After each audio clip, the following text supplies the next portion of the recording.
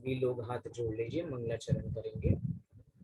नमो अरिहंतारं, नमो सिद्धाणं, नमो वायरियाडं, नमो उवझायाडं, नमो लोये विसाहुडं। मंगलम भगवान वीरो, मंगलम गौतमो गणी, मंगलम कुंद कुंदाद्यो, जैन धर्मोस्तु मंगलम।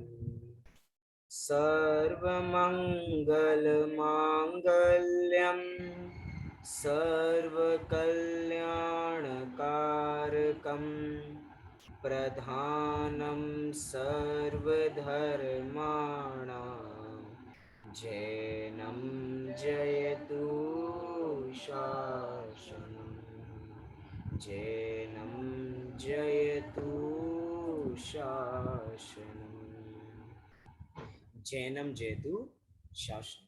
जैन धर्म सदा काल तक जयवंत बना रहे, ऐसी हमारी मंगल भावना है। अमूल्य तत्व विचार जो कि श्रीमद राजचंद्र जी द्वारा विरचित है, जिनको कृपालु देव के नाम से भी पुकारा जाता है, जिसका हिंदी अनुवाद श्री युगल जी बाबूजी कोटा द्वारा विरचित है। इसी के आधार से अपनी विगत 2 दिनों से इसकी चर्चा बराबर चल रही है। बहुत सुंदर पाठ है जिसका नाम है अमूल्य तत्व विचार, अर्थात हमें यहाँ पे मात्र विचार करना है। हमारे विचारों में ही इतनी ताकत है, हमारे विचारों में ही इतनी ताकत है कि वो हमारे मुंहों को तोड़ने में समर्थ है। अर्थात हमारे ही विचार हमारे ही मुंह को तोड़ेंगे और कोई दूसरे का विचार हमारे मुंह को तोड़ने में समर्थ नहीं है। जैसे कि एक लोहा होता है, जैसे लोहे का एक सरिया है, लोहे का सरिया, लोहे के सरिये को ही खुद समाप्त कर देता है। कैसे कर देता है? धीरे धीरे उसमें जंग लगती जाती है। वो जंग भी लोहा ही है, वो जंग भी लोहा ही है। और वो जंग में जो लोहा है, वो जंग रूपी लोहा उस लोहे की जो रस्सी है, जो लोहे की जो रॉड है, वो उसी को नष्ट अर्थात समाप्त कर देता है। कोई और करेगा ऐसी यहाँ पर बात ही नहीं। कह रहे हैं अमूल्य तत्व विचार है, ये ऐसा विचार है, ये ऐसा विचार है जो खुद के ही खुद मुंह को नाश करने वाला है। सोचो हमारे विचारों में कितनी ताकत होगी। साइंस के हिसाब से कहा जाता है कि हम एक पूरे दिन में 40,000 विचार करते हैं। कितने विचार करते हैं? 40,000 विकल्प। 40,000 विकल्प कौन कर रहा है? हम कर रहे हैं एक दिन में। तो एवरेज है, एवरेज, क्योंकि जो भी स्टडी के माध्यम से निकाला जाता है वो एवरेज निकाला जाता है। सोचो अधिक से अधिक हमें एक दिन में कितने विचार होते होंगे। चलिए ठीक है, 40,000 विकल्प, 40,000 विकल्प होते भी हैं तो उनमें से कितने सार्थक होते हैं और कितने निरर्थक होते हैं? आधे से ज्यादा विचार तो ऐसे होते हैं जो हमारे कल्पना लोक में ही चलते रहते हैं, कल्पना लोक में ही चलते रहते हैं। हम लेटे लेटे भी आराम नहीं करते। कई बार कहते हैं कि मैं सो नहीं रहा हूं, मैं बस आंखें बंद करके लेटा हूं। वो आंखें बंद करके लेटे नहीं है, वो आंखें बंद करे करे ऐसा विचार कर रहे हैं, ऐसा विचार कर रहे हैं जो कभी बाहर में इम्प्लीमेंट ही नहीं होने वाला। हम सपनों की दुनिया में खोए हुए हैं और सपनों की दुनिया में ऐसे खोए हैं, ऐसे खोए हैं कि बाहर में क्या हो रहा है इसकी सुध ही नहीं रहती है। कह रहे हैं अमूल्य तत्व विचार है। ये वो विचार नहीं है जो दिन में 40,000 आते हैं। ये उन 40,000 विकल्पों से, 40,000 विचारों से पृथक एक विचार है जिसका कोई मूल्य नहीं है, ये अमूल्य है। कह रहे हैं कि भैया विचार करो, 40,000 हैं तो उसमें से 20,000 तो नेगेटिव होते होंगे, 20,000 पॉजिटिव होते होंगे। 20,000 में से भी जो पॉजिटिव होते होंगे वो भी हमारे नेगेटिव थॉट से वो भी पॉजिटिव नेगेटिव में बदल जाते होंगे, क्योंकि हर समय हम नेगेटिविटी तो फैला रहे हैं। पॉजिटिव बहुत हमें कम लोग मिलते हैं। बहुत लोगों का ब्लड ग्रुप हो सकता है बी पॉजिटिव हो, तो कहते हैं भैया हमारा ग्रुप तो बी पॉजिटिव, हमारा ब्लड ग्रुप बी पॉजिटिव, इसलिए हम पॉजिटिव रहते हैं। अक्सर वही लोग नेगेटिव दिखते हैं।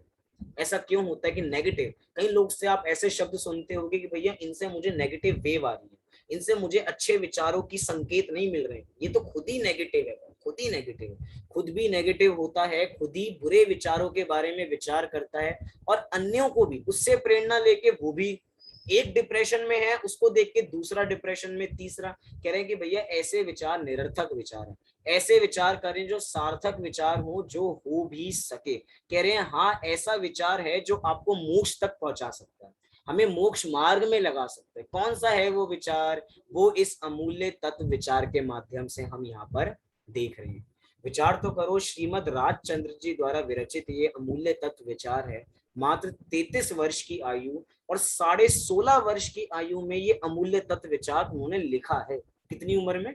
16.5 वर्ष की उम्र में ये अमूल्य तत्व विचार लिखा। कितनी छोटी आयु है एक तरीके से, 16 साल, जहाँ पे बच्चे खेल रहे हैं, जहाँ पे बच्चे मस्ती कर रहे हैं, अपने काम में लगे हैं, कोई सुध बुध ही नहीं है कि क्या करना है क्या नहीं करना है। इतनी सी आयु में अमूल्य तत्व विचार वो लिख कर, क्या जा टीन एज में, आज की भाषा में टीन एज, हम टीनेजर हैं, मतलब कि अपना 13 से लेके 19, टीन टीन लगता है, 13 14 15 19 तक जो एज है ये टीनेजर्स की एज है।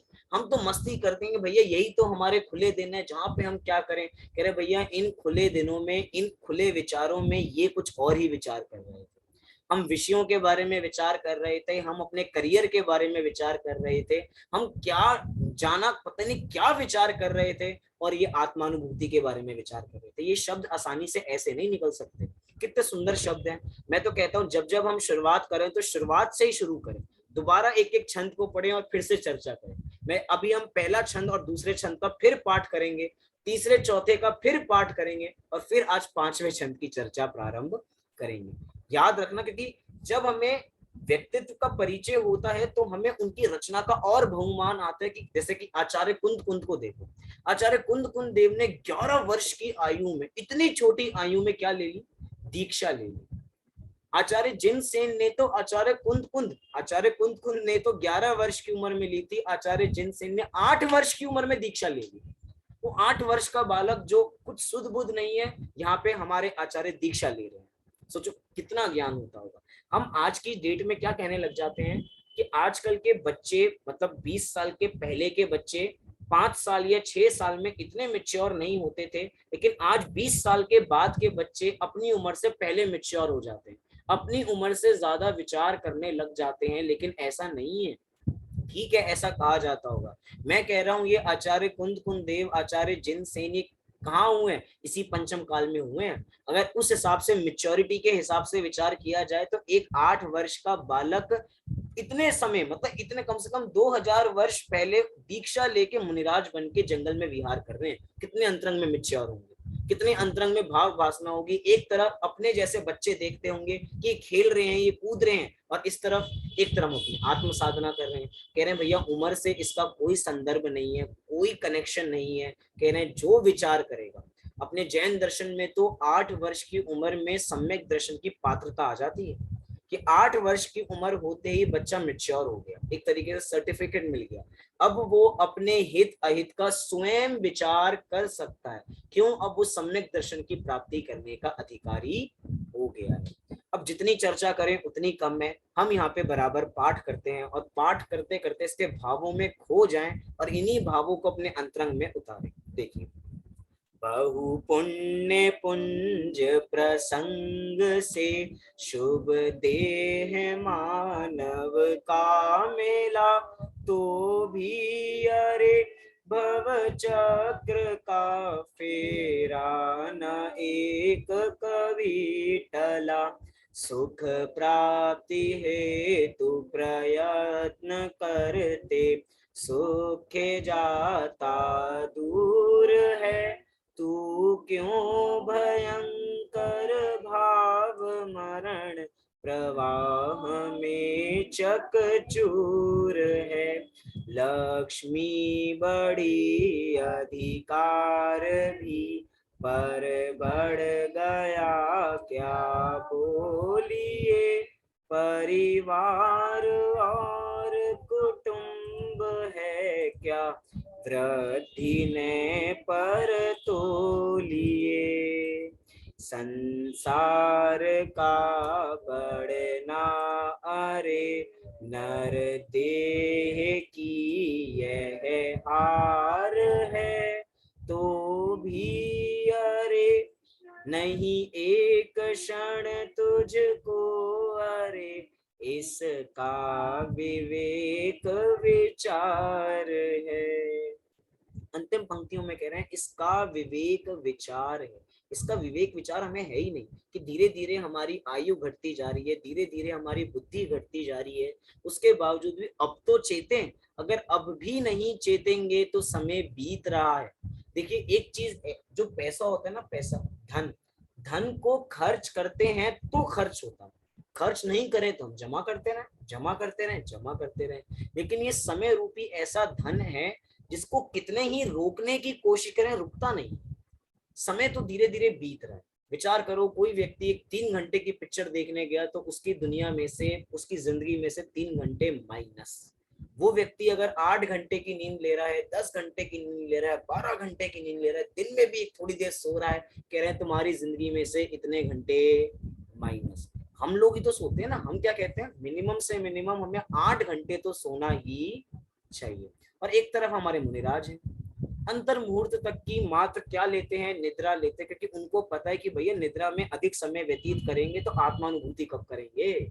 उनको समय की बराबर कद्र है, लेकिन हमें समय की बराबर कद्र ही नहीं है। समय है, आज का दिन है, कल का दिन आ जाएगा, तारीख बदलेगी, महीना बदलेगा, साल बदलेगा, हम तो ऐसे के ऐसे ही रहने वाले। अरे ऐसे के ऐसे नहीं रह रहे हैं, दिन प्रतिदिन एक एक समय हमारी आयु में से घटता जा रहा है। और जब आयु से समय घटता जा रहा है, घटता जा रहा है, और जब खत्म ही हो जाएगी तब कहेंगे, तब मुंह से वचन, काश मैंने पहले धर्म कर लिया होता तो आज मुझे ऐसे दिन देखने नहीं पड़ते। जैसे जैसे आयु बढ़ती जाती है ना, तो बड़े लोगों से पूछो जिनकी एज बहुत हो गई और जो स्वाध्याय भी नहीं करते, वो घर में बोर होते हैं, बोर, क्योंकि करने को कुछ है नहीं, क्या करें, पूरा दिन बीतता नहीं है। कह रहे हैं भैया पहले ही अगर स्वाध्याय की खबर ली होती, अगर पहले से ही स्वाध्याय करके आए होते तो आज समय बिताना नहीं पड़ता, समय स्वाध्याय में ही बीत जाता। अभी तो समय हमें बिता रहा है, बुढ़ापे में समय हमें बिताएगा, लेकिन क्या ऐसा नहीं हो सकता कि हम समय को बिताएं, हमें दिन के बुढ़ापे में भी 24 घंटे भी कम लगे स्वाध्याय के लिए, कि भैया क्या करें, स्वाध्याय करो, स्वाध्याय करो और कुछ मत करो। क्यों नहीं करो, क्योंकि हमने जो कुछ किया था इसलिए किया था कि जब अंत समय आएगा तो स्वाध्याय करेंगे। अब ठीक है, अब एज बढ़ रही है ना, अब एज बढ़ रही है तो अब स्वाध्याय करो, नहीं अब हमारा स्वाध्याय में मन नहीं लगता। क्यों नहीं लगता, क्योंकि पहले से ही स्वाध्याय करना बंद बंद के कुछ लोगों ने शुरू ही नहीं किया था। इसलिए कह रहे हैं कि भैया नहीं एक क्षण तुझको, अरे इसका विवेक विचार है। कई लोग ऐसे होते हैं जिनकी लंबी आयु है लेकिन शुरू से स्वाध्याय में इतने मग्न है। ऐसे कितने विद्वान देखेंगे जो वयोवृद्ध विद्वान, वयोवृद्ध। जब हम स्मारक में पढ़ते हैं तो शिविर में एक विद्वान आते थे, अब तो उनकी इस साल ही डेथ हो गई, कोरोना के कारण नहीं, ऐसे ही डेथ हो गई, आयु की वजह से आयु पूर्ण हो गई। लेकिन कितने वर्ष के हैं, 94 वर्ष के। 94 होने के बावजूद भी युवा जैसे प्रवचन करते हैं, बराबर बुद्धि भी बराबर चल रही है, दिमाग भी बराबर चल रहा है, प्रवचन भी बराबर चल रहे हैं, खुद भी स्वाध्याय कर रहे हैं, दूसरों को भी स्वाध्याय करा रहे हैं। कैसे करा रहे हैं, कह रहे बुद्धि व्यवस्थित है, मति व्यवस्थित है। वो मति कैसे व्यवस्थित है, स्वाध्याय के माध्यम से व्यवस्थित है। हम समझेंगे कि विषय कषायों को पुष्ट करके हम अपनी मति को व्यवस्थित करेंगे, कह रहे हैं नहीं, स्वाद बाकी विषयों के कारण मति व्यवस्थित नहीं होगी, किसके कारण मति व्यवस्थित होगी, स्वाध्याय के कारण मति व्यवस्थित होगी। आइए 5वां और 6वें छंद का हम पाठ यहाँ से करते हैं, फिर इसका अर्थ देखें।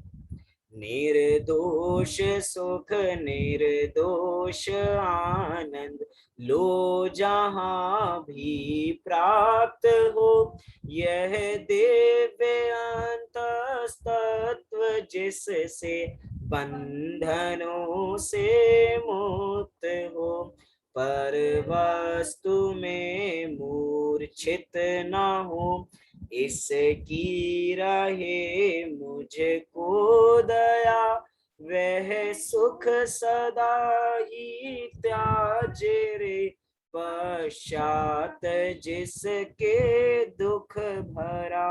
कितनी सुंदर पंक्ति है। 5वां छंद कह रहे निर्दोष सुख निर्दोष आनंद लो जहां भी प्राप्त हो। दो चीजें कह रहे हैं, सुख और आनंद। देखा जाए तो सुख और आनंद पर्यायवाची ही हमें बराबर समझने चाहिए। जो सुख है वही आनंद है, जो आनंद है वही बराबर सुख है। लेकिन यहाँ पे सुख और आनंद की बात नहीं चल रही है, यहाँ पर किसकी बात चल रही है? यहाँ पे निर्दोष सुख और निर्दोष आनंद की बात चल रही है। थोड़ा उदाहरण समझेंगे तो और हमें वस्तु स्थिति धीरे धीरे क्लियर होने लगेगी। मोबाइल चलाते वक्त हमें सुख मिल रहा है, आनंद मिल रहा है, हम अपनी फेवरेट पिक्चर देख रहे हैं, हम अपनी फेवरेट वीडियो देख रहे हैं, या हम अपनी फेवरेट जगह घूमने गए हुए हैं, सुख तो हमें मिल रहा है। हम बहुत बढ़िया नजारे देख रहे हैं, हम वाटरफॉल देखने गए हैं, हम नाइग्रा वाटरफॉल के पास गए हैं और नाइग्रा गिर रही है बराबर, बहुत बढ़िया चित्रण लग रहा है, बहुत आनंद आ रहा है, बहुत आनंद आ रहा है, सुख तो मिल रहा है, आनंद भी मिल रहा है। लेकिन अब क्वेश्चन मार्क लो और क्वेश्चन मार्क करके विचार करो, जो सुख मिल रहा है क्या वो निर्दोष है? जिस समय हम भोजन करने बैठे बराबर, आज तो हमारा फेवरेट खाना बना है, डोसा बना है, आज तो नान बनी है, फेवरेट है हमारा, आज तो भैया मालपुए बने हैं, और क्या बना है, आज गुलाब जामुन बने हैं। रात्रि में बातें कर रहे हैं, रात्रि में खाना नहीं है, जैनी रात्रि को नहीं खाते, लेकिन उदाहरण के लिए बात कर रहे हैं, क्या कह रहे हैं, इतने बढ़िया चीजें बनी है, सुख तो बहुत हो रहा है, अभी मिला नहीं है, अभी तो मेन्यू बताया है कि आज मेहमान आने वाले, तो इतना बढ़िया बढ़िया मिष्ठान भोजन बनने वाला है, पहले खुश होने लग जाते हैं, अच्छा ये बनेगा, ये बनेगा, ये फैमिली गेट टुगेदर होती है, तो जिसके घर जाना होता है उसको बहुत उत्साह होता है, जिसके घर लोग आ रहे हैं उसको तो काम ही काम करना है, लेकिन जो जा रहा है उसको बहुत सुखी है कि भाई आराम से खाएंगे पिएंगे आराम करेंगे, खूब आनंद आने वाला है, आनंद तो आएगा, सुख तो आएगा, लेकिन प्रश्न उठाओ, क्या वो सुख निर्दोष होगा? क्या वो आनंद निर्दोष होगा? कह रहे नहीं, वो सुख और आनंद निर्दोष नहीं है, वो कैसा है, वो सदोष है। क्या सदोष है? कह रहे हैं भैया दोष ही दोष है। हमें क्या लग रहा है, हमें क्या लग रहा है, विषय कषायों को पुष्ट करके हम सुखी हो जाएंगे, कह रहे हैं सुखी नहीं होंगे, हर समय बाधा बनी रहती है। अभी हम भोजन की थाली पर बैठे ही थे, कि भोजन करने बैठे ही थे कि कितने में नीचे से बुलावा आया कि जरा एक काम करके आना। अब बोलो, सामने भोजन रखा है, भोजन में हमारे फेवरेट मिष्ठान है, साथ साथ में फेवरेट हमारा खाना बना है, सब कुछ, बस वो निवाला हमने दाल के साथ लगाया ही था और मुंह तक आया ही था, और एकदम आवाज लग गई, तो बोलो वो सुख निर्दोष है या सदोष है? खाना सामने, खाने वाला तैयार है, लेकिन जैसे ही आवाज लगी सारे मूड खत्म हो गया, अब तो कोई काम करना पड़ेगा, और अभी तो गरम गरम मिल रहा था और अब ठंडा खाना पड़ेगा। सदोष है, सदोष, दोष सहित है, और जो चीजें सदोष मतलब दोष सहित होती है वो कभी आनंदकारी नहीं। क्या है, निर्दोष सुख और निर्दोष आनंद कह के यहाँ पर कहना चाह रहे हैं कि जो निर्दोष सुख होगा वही सच्चा सुख होगा, और जो सदोष होगा वो सुख नहीं, वो सुखाभास होगा। मोबाइल चलाते चलाते खूब आनंद आ रहा है, लेकिन जैसे नेट खत्म हो जाता है या बैटरी खत्म हो जाती है, या हमारी सब कुछ ठीक है, बैटरी फुल है, नेट बराबर है, आंखें थक गई हैं, अब नहीं देख सकते, अब वो सुख में विघ्न पड़ा या नहीं पड़ा? हाँ जी कि ना जी? बढ़ गया। हम बहुत बढ़िया 3 घंटे की पिक्चर देखने जा रहे हैं, 3 घंटे की पिक्चर बराबर देखने जा रहे हैं, 10 मिनट लेट हो गए, पिक्चर तो देखेंगे, लेकिन 10 मिनट के छूटने का जो दुख है वो दुख है या नहीं है? वो बराबर दुख है कि भैया स्टार्टिंग नहीं छूटनी चाहिए। हम बाहर खाना खाने जा रहे हैं, और बाहर खाना खाने जा रहे हैं और खाने में कुछ गिर गया, सामने ही था, अब निवाला लिया ही था कि एकदम देखा इसमें मच्छर है, अब वो सारा आनंद वहां पे शून्य हो गया। यहाँ पे तो मैं यहाँ पे सदोष दिखा रहा हूँ, यहाँ पे कह रहे हैं कि अगर ऐसा कोई घटना ना भी घटे ना, आप खाना खा रहे हो बराबर है, लेकिन वो भी कैसा है, वो भी सदोष है, मतलब कोई मच्छर नहीं गिरा है, किसी ने आवाज नहीं लगाई है, नेट बराबर है, आंखें बराबर है, सब कुछ बढ़िया चल रहा है, लेकिन वो भी सुख कैसा है, वो सुख टेम्पररी है, परमानेंट नहीं है।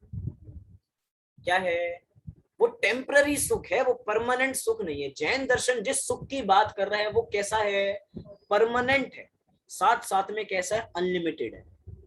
आजकल दो शब्दों की बातें चलती है ना, अनलिमिटेड और परमानेंट। घर में वाईफाई लगवाते हैं तो पूछते हैं कि भैया इसमें नेट हमें कितना मिलेगा, फोन के अंदर डाटा तो 1.5 GB मिलता है, लेकिन यहाँ कितना मिलेगा, अनलिमिटेड नेट मिलेगा। अच्छा अनलिमिटेड नेट मिलेगा, व्यक्ति खुश हो जाता, अनलिमिटेड अनलिमिटेड, कब तक मिलेगा, परमानेंट, जब तक आप पैसे देते जाओगे आपको परमानेंट ही मिलता रहेगा, कोई विघ्न नहीं होगा। कह रहे हैं भैया उसमें कितने विघ्न है, वो उसको अनलिमिटेड कह के भी वो लिमिटेड ही है, हमें लग रहा है कि वो लिमिटेड है, क्योंकि नेट की स्पीड तो बराबर है, जितनी नेट की स्पीड होगी जैसे कि हमारा प्लान 50 MBPS का, तो 50 MBPS से लिमिटेड चीजें ही तो डाउनलोड हो पाएंगी, अनलिमिटेड तो नहीं हो पाएंगी। लेकिन अनलिमिटेड देख के अपना मुंह खुल जाता है, आह अनलिमिटेड है, अनलिमिटेड है। कह रहे लिमिटेड है वो भी, और कितने दोष सहित है। कई बार बारिश आती है तो नेट नहीं चलता। अब बोलो उस अनलिमिटेड का क्या करें। हमने पैसे भी पूरे दिए हैं, कोई सुविधा में कुछ कमी नहीं की है, बराबर लाइट भी आ रही है, लेकिन कनेक्शन नहीं आ रहा। सदोष है, सदोष। कह रहे परमानेंट नहीं है, क्या है, टेम्पररी है, और साथ साथ में लिमिटेड है, अनलिमिटेड नहीं है। जैन दर्शन आपको कह रहा है कि आप जैन दर्शन की शरण में आ जाओ, हम आपको ऐसा सुख देंगे जो तो परमानेंट होगा, कभी खत्म नहीं होगा, हमेशा हमेशा हमेशा। हम टेम्पररी चीजों पे वैसे भी विश्वास नहीं करते हैं। अभी चाइना में विरोध हुआ था, क्या चाइना में, कि भैया चाइना से कोरोना आया है, तो चाइना की चीज इंडिया में बैन हो गई कि भैया चाइनीज चीजें यहाँ पे नहीं चलेंगी। लोगों ने कहने लगे हम तो स्वदेशी चीज अपनाएंगे। क्यों, ऐसा क्यों? क्योंकि भैया चाइना का माल 1 दिन चले, 2 दिन चले, 3 दिन चले, कोई गारंटी नहीं है, परमानेंट चलने वाला नहीं है। ऐसे ही वो तो वो कैसा है, वो टेम्पररी है, और टेम्पररी में आनंद नहीं आता। जो परमानेंट है वो आनंद आता है। हम कह रहे हैं जैन दर्शन आपको ऐसा सुख दिलाएगा और अनलिमिटेड सुख दिलाएगा। इसलिए जो हमारा सुख और आनंद है ना, वो निर्दोष है। और कैसा है, निर्दोष ही है, उसमें किसी प्रकार का कोई दोष लगता नहीं। और साथ में कह रहे हैं लो जहां भी प्राप्त हो। कहाँ प्राप्त होगा? डोसा खाने में होगा या छोले भटूरे खाने में होगा, लो जहां भी प्राप्त हो। हम दूर दूर खाना खाने जाते हैं, लोग जाते हैं दूर दूर कि भैया वहां का खाना, घर से 100 किलोमीटर दूर जाते हैं खाना खाने के लिए कि वहां पर अच्छा खाना मिलता है, कि वहां पे जाके हमें सुख मिलेगा। लो जहां भी प्राप्त हो ना, वहां सुख मिल रहा है, वहां सुख मिल रहा है, वहां लेने जा रहे हैं। कह रहे नहीं, कह रहे लो जहां भी प्राप्त हो, मतलब कहाँ, लो जहां भी प्राप्त हो, अर्थात अपनी आत्मा में ही वो निर्दोष सुख भी है और निर्दोष आनंद भी है। तो लो जहां भी प्राप्त हो, लो जहां भी प्राप्त होगा, ऐसा भी अर्थ कर सकते हैं कि जहां जहां हम जा रहे हैं वहीं वहीं पे हमारा आनंद है और वहीं पे हमारा सुख है। हमें किसी के अधीन नहीं रहना। दो बातें और जोड़ सकते हैं। एक तो हमने बात की टेम्पररी और अनलिमिटेड की। एक बात हम यहाँ पर ये भी कर सकते हैं, जो सुख है और जो आनंद है वो कैसा है, वो स्वाधीन है, वो पराधीन नहीं है। इन निर्दोष सुख और निर्दोष आनंद कैसा है, पराधीन नहीं है, ये स्वाधीन है। हम जहां जाएंगे, जिन लोगों को चाय की तलब बहुत होती है ना, लंबे ट्रिप पर जाना है, तो पहले से विचार करके देखते हैं कि भैया यहाँ पे रुक के चाय देखेंगे, चाय देखेंगे, वो पराधीन है, उनकी उसके बिना काम होता नहीं है। कुछ लोगों को तो सुबह फ्रेश होने के लिए भी पहले चाय पीनी पड़ती है, उसके पराधीन है, उसके बिना सुबह से हमारा काम चालू ही नहीं। कह रहे पराधीन है। जैन दर्शन स्वाधीन है, अपनी आत्मा है, अपने को जानना है, हम ही जानने वाले हैं। और वस्तु क्या है जानने वाली, वो वस्तु भी मैं ही स्वयं हूँ। तो बोलो बाहर कहाँ जाना, बाहर कहीं नहीं जाना, अपने में ही जाना है। निज में निज को समाने की बात ही सच्ची में जैन दर्शन है।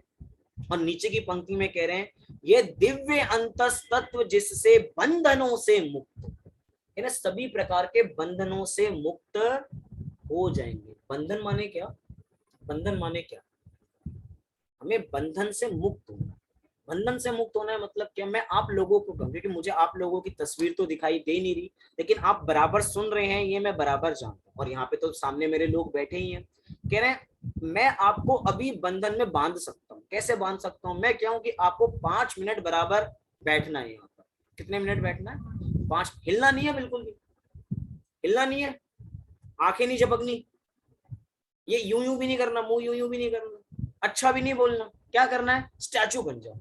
गेम खेलते हैं ना, घूम मूर्ति घूम और स्टैचू, बिल्कुल स्टैचू हो जाओ। वो 5 मिनट तक स्टिल बैठने का जो विकल्प है वो बंधन है हमारा। हो सकता है कि 10 मिनट ऐसे स्टिल बैठे रहें, लेकिन हमारे मन में एक विकल्प डाल दिया कि तुम्हें 5 मिनट कैसे बैठना है, मूर्ति की तरह बैठना है, स्टैचू बैठना है। अब वो विकल्प क्या है? वो विकल्प ही बंधन है।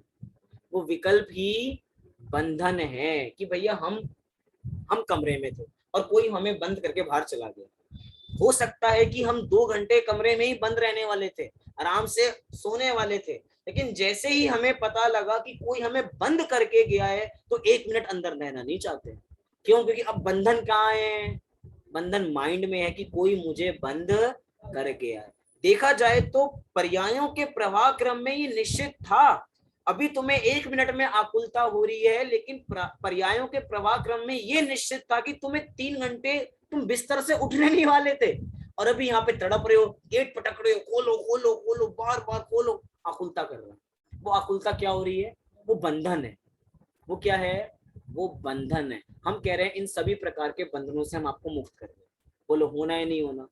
कह रहे हैं हमें इन बंधनों से मुक्त हो। तो कैसे हो? ये दिव्य अंतस तत्व, जिससे मतलब किससे हम बंधनों से मुक्त होंगे? कह रहे हैं ये जो तत्व है ना अंतरंग में, क्योंकि हमारे पाठ का नाम क्या है? अमूल्य तत्व विचार। तो तत्व कैसा है? ये अंतस तत्व है, ये अंतरंग में पाया जाएगा, ये बाहर में नहीं पाया जाएगा। और कैसा है? दिव्य।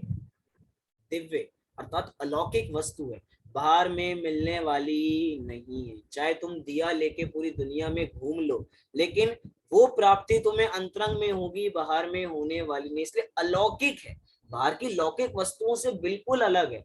ये कैसा है? दिव्य है, बाहर में मिलने वाला नहीं है। इसलिए अंतरंग में हम हर प्रकार के बंधनों से मुक्त हो जाएंगे, और बाहर में तो बंधे ही बंधे हैं, हर समय बंधे हैं। कि जिनके पास ड्राइवर होता है ना, ड्राइवर, वो ड्राइवर बंधा हुआ है बेचारा। क्या बंधा हुआ है? उसका मालिक तो बाहर घूम रहा है, उसको जहां जाना है वो वहां जा सकता है, लेकिन वो ड्राइवर बंधा हुआ है, गाड़ी में बंधा हुआ। गाड़ी में भी कहाँ बंधा हुआ है? हर सीट पे नहीं बैठ सकता वो, कि भैया आराम से साहब की पीछे की आरामदायक कुर्सी में बैठे, नहीं। कहाँ बंधा हुआ है? वो अपनी एक ड्राइवर की सीट पे बराबर बंधा हुआ है। ना वो बराबर में जा सकता है, ना वो पीछे जा सकता है, ना वो पैर लंबे कर सकता है, वो बंधन में। वो बंधन से छूटना चाहता है, लेकिन अगर छूट जाएगा तो नौकरी चली जाएगी। अब बंधन में रहना भी चाहता है और बंधन से मुक्त होना भी चाहता है। जैन दर्शन कह रहा है भैया हम तुम्हें ऐसे बंधन से मुक्त करने वाले हैं कि तुम्हें कभी बंधन में रहना तुम्हें अच्छा ही नहीं लगेगा। यहाँ पे तो मैंने अलग परिस्थिति बताई। ये बंधना भी चाहता है क्योंकि नौकरी चली जाएगी, और बंधनों से मुक्त होना भी चाहता है। हम कह रहे हैं हम तुम्हें परमानेंट क्या दिलाने वाले हैं? सुख दिलाने वाले हैं, परमानेंट हम तुम्हें बंधनों से मुक्त कराने वाले हैं। तो हम कैसे? हम सभी आकुलता से रहित हो जाते हैं। तो यहाँ पर यही बात कह रहे हैं, निर्दोष सुख निर्दोष आनंद लो जहां भी प्राप्त हो, यह दिव्यांत तत्व जिससे बंधनों से मुक्त हो। देखिए नीचे की पंक्ति, पर वस्तु में मूर्छित ना हूं, इसकी रहे मुझको दया, वह सुख सदा ही त्याज रे पश्चात जिसके दुख भरा। मूर्छित, थोड़े कठिन शब्द लग सकते हैं। मूर्छित, मूर्छित माने क्या? बेहोश होना, कि भैया ये व्यक्ति मूर्छित हो गया। ये व्यक्ति को जो व्यक्ति क्या हो जाता है? जो व्यक्ति मूर्छित हो जाता है, जो व्यक्ति बेहोश हो जाता है, वो अपनी सुध बुध खो बैठता है। उसको कोई संसार में पता नहीं कि बाहर में क्या चीजें चल रही। कह रहे पर वस्तु में मूर्छित ना हो। हमें पर वस्तु में मूर्छित नहीं होना, मतलब हमें पर वस्तुओं के अधीन नहीं होना, हमें पर वस्तुओं के अंदर लीन नहीं होना। पर वस्तु हमसे भिन्न है तो हमें भी पर वस्तु से भिन्न ही रहना है। जैन दर्शन में 10 प्रकार के प्राण बताए जाते हैं। कितने प्राण बताए जाते हैं? 10। लेकिन आज एक 11वां प्राण हो गया है। वो 11वां प्राण हमारा मोबाइल है, जिसके बिना हम रह नहीं सकते हैं। सुबह उठते हैं तो देव दर्शन बाद में होते हैं, पहले मोबाइल दर्शन होते हैं। मोबाइल दर्शन से पहले भी क्या क्या दर्शन होते हैं पता नहीं हमें। 11वां प्राण है हमारा। कह रहे हैं पर वस्तु में मूर्छित ना हो। हम उसमें मूर्छित हुए जा रहे हैं। किस में? मोबाइल में मूर्छित हो रहे हैं। वहीं पर हमने पूरी जिंदगी अपनी वहीं पे व्यतीत कर दी आज के जमाने में, कि जो कुछ है सब कुछ यहीं पर होने वाला है। आजकल तो मोबाइल पे पूरी दुनिया है ना, सबका बिजनेस कहाँ पे आ गया? मोबाइल पे आ गया। स्कूल कॉलेजेस कहाँ पर आ गए? मोबाइल पर आ गए। तो हम किस पे मूर्छित हो रहे हैं? मोबाइल पे मूर्छित हो रहे हैं। कुछ नहीं चाहिए भैया मुझे, मैं और मेरा मोबाइल चाहिए बस। तुम और कुछ भी ले लो, सब कुछ ले लो, बस मुझे और मेरे मोबाइल को अकेला छोड़कर। पर वस्तु में मूर्छित हो रहे हैं। पर वस्तु के एक तरीके से हमने अपनी जिंदगी दूसरों के हाथों में दे दी, कि भैया लो तुम हमारी जिंदगी को ड्राइव करो। और अगर दूसरा ड्राइव करेगा तो भैया वो अपने तरीके से ड्राइव करेगा। जैसे कि अगर हमारी कोई पर्सनल गाड़ी हो, तो हम दूसरे को जब गाड़ी देते हैं तो कहते हैं कि भैया इसको अच्छी तरह चलाना, लेकिन वो गाड़ी को कैसे चलाएगा? वो गाड़ी को अपने तरीके से चलाएगा, हमारे तरीके से नहीं चलाएगा। जैसी केयर गाड़ी को चलाते हुए हम करते हैं, वैसी केयर वो करने वाला नहीं, क्योंकि उसको पता ये मेरी नहीं है। अब हमने हमारी जिंदगी अगर हम खुद ड्राइव करें तो हम संभल संभल के करेंगे, लेकिन हमने अपनी जिंदगी का रिमोट किसके हाथ में दे दिया? दूसरे लोगों के हाथ में दे दिया। वो मतलब एक बटन दबाते हैं तो हम पिक्चर देखने चले जाते हैं, वो दो बटन दबाते हैं तो हम भोजन के पास चले जाते हैं, वो तीसरा बटन दबाते हैं तो हम कहीं और विषयों में लग जाते हैं। अरे यही तो हो रहा है हमारे साथ, और क्या हो रहा है? हम पर वस्तु में मूर्छित हो रहे हैं, पर वस्तु में बेहोश हो रहे हैं। मूर्छित होने का मतलब ये कि अपनी सुध बुध खो बैठे, और जो व्यक्ति सुध बुध खो बैठते हैं वो चलते फिरते मुर्दे के समान है। इसके समान है। अष्ट पाहुड़ में आचार्य कुंद कुंद देव ने भाव पाहुड़ में ऐसे शब्द लिखे हैं कि जो लोग सम्यक दर्शन से रहित हैं, अर्थात मिथ्या दर्शन सहित हैं, वो कैसे हैं? वो चलते फिरते मुर्दे के समान। चलता फिरता मुर्दा माने क्या? चल भी रहा है, फिर भी रहा है, उसके बावजूद भी मुर्दा है। क्योंकि उन्हें अपनी खबर नहीं है। जिनको अपनी खबर नहीं है वो बाहर की खबर भी कैसे करेंगे? इसीलिए अगली पंक्ति में लिखा है, इसकी रहे मुझको दया। इसको अपनी खबर नहीं है, इसको अपनी दया नहीं है, तो ये बाहर की दया कैसे करेगा? कह रहे जो पर वस्तु में मूर्छित नहीं होगा वो तो अपनी दया भी करेगा, वो अपने स्वरूप के बारे में विचार भी करेगा, उसको विचार करने का समय भी मिलेगा। लेकिन जो पर वस्तुओं में ही लीन है उसको अपने बारे में विचार करने का समय ही नहीं है। मैं आपको प्रैक्टिकल उदाहरण कह सकता हूं कि आप लोग अपनी पूरी दिनचर्या को अपने अपने मन में रिवाइज करो। सुबह उठते हैं, सबसे पहले क्या करते हैं? ब्रश करते हैं, जो काम हमें करना होता है घर के छोटे मोटे काम करते हैं, नहा धो के तैयार हो जाते हैं, मंदिर चले जाते हैं, मंदिर जी से वापसी आ जाते हैं, बराबर घर में नाश्ता पानी करते हैं, उसके बाद अपने व्यापार में लग जाते हैं, महिला अपने कामों में लग जाती है, बच्चे अपने कामों में लग जाते हैं, दिन में भोजन लेते हैं, थोड़े स्नैक्स लेते हैं, शाम होती है शाम का भोजन लेते हैं, उसके बाद कुछ अपनी पढ़ाई वढ़ाई करते हैं, उसके बाद प्रवचन होते हैं, तो जैसे 9 बजे अभी प्रवचन चल रहे हैं, कक्षा चल रही है, तो 9 बजे प्रवचन सुन लिए। अब उसके बाद क्या करते हैं? बस अब कुछ नहीं, थोड़ी देर पढ़ाई करेंगे या थोड़ी देर टीवी देखेंगे, आपस में बातें करेंगे और सो जाएंगे। अब मैं कह रहा हूँ इस पूरी दिनचर्या के अंदर कहीं एक मिनट भी ये आया? क्या आया कि मैं कौन हूँ, मैं कहाँ से आया हूँ, मेरा स्वरूप क्या है? इसके विचार करने के लिए समय ही नहीं है। मंदिर जाना इसका मात नहीं है कि मैं कौन। हमने 9 से 10 स्वाध्याय कर लिया, इसका मतलब ये नहीं है कि हमने ये विचार कर लिया कि मैं कौन। ये जितनी भी विचार की प्रक्रिया है वो सामूहिक रूप से नहीं होती। हमने सामूहिक स्वाध्याय कर लिया तो हमारा हो गया? कह रहे नहीं, कह रहे पर वस्तु में मूर्छित हो रहे हैं, इसीलिए रहे मुझको दया। पर वस्तु में मूर्छित नहीं होंगे तो अपनी दया करेंगे। क्या है कि ये पर जीवों की दया नहीं करता, ये चींटी को चींटी नहीं मानता। ये जितनी आलोचना पाठ की चर्चा हमने की ना 13-14 कक्षाओं में, सारी की सारी इन पंक्ति में जोड़ देना, इसकी रहे मुझको दया।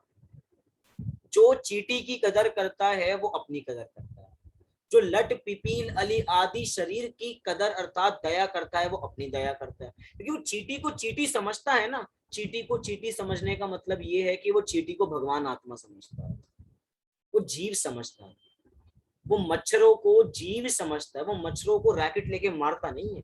जैनियों के घर में जाते हैं तो रैकेट टंगे दिखाई देते हैं, वो रैकेट बैडमिंटन खेलने वाले नहीं होते हैं, वो किसके वाले होते हैं? वो रात को मच्छरों के साथ खेलते हैं, मच्छरों को मारते हैं। विचार करके देखो कि कितना दुख है, कितना दुख है। हम मच्छरों से दुखी हैं, मच्छर हमसे दुखी हैं। हम मच्छरों से क्यों दुखी है कि एक मच्छर आ जाता है तो दिक्कत होने लग जाती है। मच्छर हमसे क्यों दुखी हैं? क्योंकि भैया ये हमें रहने नहीं देते हैं, ये हमें मार देते हैं। दोनों दुखी हैं, और दोनों सुखी कैसे होंगे? हम उनको अपना काम करने दें और हम अपना काम करते रहें, सब अपने अपने कार्यों में लीन रहेंगे, तो हमें जगत की जो अव्यवस्था फैली हुई नजर आ रही है वो सारा जगत व्यवस्थित नजर आएगा। तो कह रहे हैं इसकी रहे मुझको दया, कि हमारे हृदय में ना हमने पूरी लाइफ स्पैन में, अपनी पूरी दिनचर्या में कोई एक टाइम फ्रेम ऐसा नहीं है जिसमें हम अपनी दया करते हैं। थोड़ा समय मिलता है तो कषाय करने लग जाते हैं, हमारे अनुसार कार्य नहीं होता तो हम अपनी दया नहीं करते हैं। व्यक्ति इतना पागल हो जाता है कषायों में, क्रोध दूसरे पर कर रहा है, थप्पड़ अपने को मारता है। होता है नहीं होता? हाँ जी कि ना जी? क्रोध दूसरे पे करता है, अपना सिर दीवार में मारता है। हाँ जी कि ना जी? अरे पागल है, पागल बिल्कुल। क्रोध करना है तो दूसरे पे करना, अपने पे क्यों कर रहा है? कह रहे हैं भैया ये क्रोध का स्वरूप ऐसा ही है, दूसरे का बुरा हो या ना हो अपना बुरा जरूर होता है। दूसरे को क्या है कि अगर हाथ में महिला है, बच्चे मतलब छोटे बच्चे हैं और बहुत मम्मी को गुस्सा आ रहा है, अब थप्पड़ मारना प्रारंभ कर दिया। अभी न्यूज है, वही खबर बता रहा हूँ मैं, कि एक छोटा सा बच्चा ऑनलाइन कक्षा बराबर नहीं पढ़ता था, माता को, और वो कितने साल का है, 3 साल का बच्चा, अब 3 साल का बच्चा क्या ऑनलाइन की कक्षा पढ़ेगा? वो 3 साल के बच्चे को पढ़ने में इतनी दिक्कत हो रही थी, बच्चा पढ़ता नहीं था, माता को इतना गुस्सा आया, माँ ने अपने बच्चे का दम घोट दिया, बच्चे को मार दिया। उसके बाद अंतरंग में इतनी गलानी हुई, इतनी गलानी हुई कि खुद आत्महत्या करके मर गया। तो विचार करो, दूसरे का अहित हुआ है या नहीं हुआ इसकी बात नहीं चल रही है, खुद का अहित हो गया, खुद आत्महत्या, क्योंकि अंतरंग में गलानी बहुत हो रही है ना। क्या बात है कि जीव को कषाय करने के बाद लगता है कि मुझे कषाय नहीं करनी चाहिए, क्रोध करने के बाद लगता है कि मुझे क्रोध नहीं करना चाहिए था। जो जीव क्रोध में एकदम दीवार में सिर मारते हैं ना, बाद में खून निकलता है, फिर पछताते हैं क्यों मार दिया। क्योंकि अगर कोई नस दब गई तो क्या होगा, पागल हो जाएंगे, और उस एक गलती का भुगतान पूरी जिंदगी करना पड़ता है, पागल बन के घूमते रहते हैं। विचार करो, किसी को मारना नहीं चाहिए, दया तो करो। कह रहे हैं यहाँ पे बात चल रही है इसकी रहे मुझको दया, मुझको दया की बात में मैं भी हूं, बाकी जीव भी। आगे क्या कह रहे हैं, वह सुख सदा ही त्याज्य रे पश्चात जिसके दुख भरा। इस एक पंक्ति में श्रीमद राजचंद्र जी ने हमें ये चीज बता दी कि जिस सुख के बाद दुख है वो सुख नहीं है, वो हमारा आंखों का धोखा है। क्या है? वो हमारी आंखों का धोखा है कि हमें सुख लग रहा है लेकिन उसमें सुख है नहीं। हमने थोड़े दिन पहले उदाहरण दिया था इसी अमूल्य तत्व विचार की चर्चा करते हुए, गधे के सामने गाजर लगाया जाता है, उसको लग रहा है कि इसको प्राप्त करूंगा सुखी हो जाऊंगा, ये गाजर मिल जाए तो मैं सुखी हो जाऊंगा, लेकिन वह सुख और दूर जाता रहता। ऐसी समझना, वो सुख सदा ही त्याज्य रे।